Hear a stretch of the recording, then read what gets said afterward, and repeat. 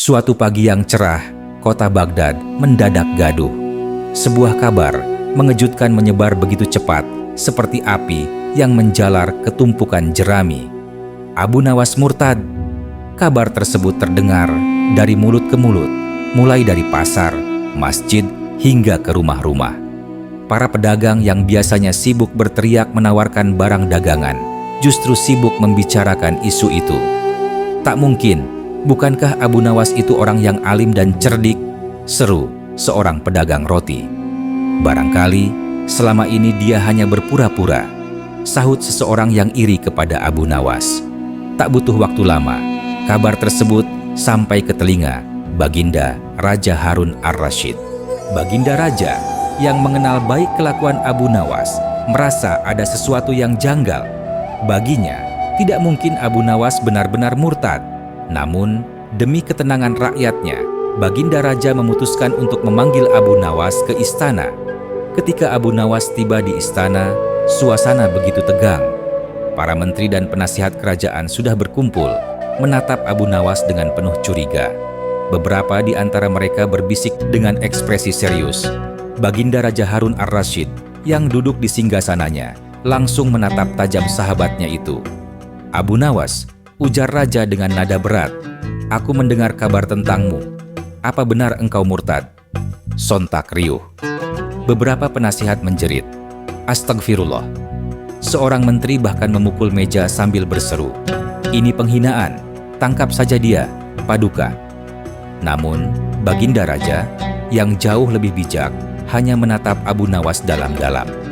Ia tahu pasti ada sesuatu di balik jawaban itu. "Jelaskan maksudmu, Abu Nawas," pinta Baginda Raja. Dengan tenang, Abu Nawas menarik napas panjang, lalu menjawab lantang, "Bukankah murtad berarti berpindah keyakinan, Paduka?" Baginda Raja mengangguk. "Ya, benar. Tapi berbeda keyakinan seperti apa yang kau maksud, Abu Nawas?" Abu Nawas tersenyum kecil dan berkata, "Begini, Paduka, selama ini tanpa sadar aku terlalu percaya pada kekuatan uang, kedudukan, dan ketenaran. Aku pikir itu semua bisa menyelamatkanku dari masalah." Ia melanjutkan, "Namun kemarin aku sadar bahwa keyakinanku itu salah, Paduka. Makanya aku murtad. Aku meninggalkan keyakinan yang salah itu dan kembali percaya sepenuhnya hanya kepada Allah." Bukankah itu juga berpindah keyakinan, Paduka, dari yang salah menuju yang benar? Suasana langsung hening.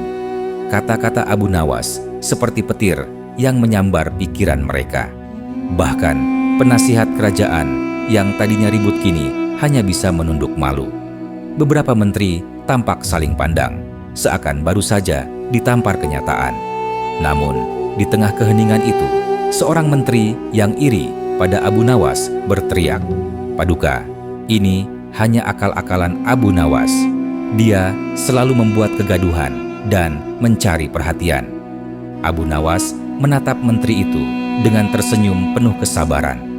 "Kadang, pesan besar itu butuh kejutan agar terdengar lebih baik," ujar Abu Nawas dengan tenang. "Lebih baik membuat rakyat geger karena diingatkan, daripada tenang tapi lupa pada Tuhan." Baginda Raja Harun ar-Rasyid pun tertawa terbahak-bahak. Tawa itu memenuhi ruangan, membuat suasana yang tadinya tegang mencair seketika. "Abu Nawas, kamu memang cerdik," kata Baginda Raja sambil tersenyum. "Kamu membuat satu kota heboh hanya untuk mengajarkan pesan bahwa kita harus kembali kepada Allah." Para menteri dan penasihat akhirnya ikut tertawa kecil, meski ada yang tampak tersipu malu. Bahkan, menteri yang tadi berteriak pun hanya bisa menggerutu pelan. Keesokan harinya, kabar tentang penjelasan Abu Nawas menyebar lebih cepat daripada isu sebelumnya. Di pasar, para pedagang mulai membicarakannya dengan nada kagum. "Aku pikir Abu Nawas benar-benar murtad," kata seorang pedagang. "Ternyata dia hanya ingin menyadarkan kita," sahut kawannya sambil tersenyum. Di masjid, para ulama pun memuji kebijaksanaan Abu Nawas. Mereka kagum bagaimana pria itu bisa mengemas pelajaran penting dengan cara yang sederhana namun mengena. Sementara itu, Abu Nawas duduk santai di halaman rumahnya, ditemani secangkir teh hangat. seorang sahabat datang dan bertanya, "Abu Nawas, kenapa kamu suka membuat keributan seperti itu?" Abu Nawas tersenyum. "Kadang, jika kita berbicara biasa-biasa saja, orang tidak akan mendengar. Tapi jika kita membuat mereka terkejut, barulah mereka sadar." Sahabatnya tertawa dan menggeleng-gelengkan kepala. "Kamu ini memang ada-ada saja, Abu Nawas. Tapi aku akui, caramu selalu berhasil." Terdengar suara anak-anak yang berlarian sambil berseru, "Abu Nawas memang hebat, Abu Nawas memang cerdik." Abu Nawas hanya tersenyum, menatap langit biru, dan berharap semoga apa yang ia lakukan bisa membawa kebaikan bagi semua orang.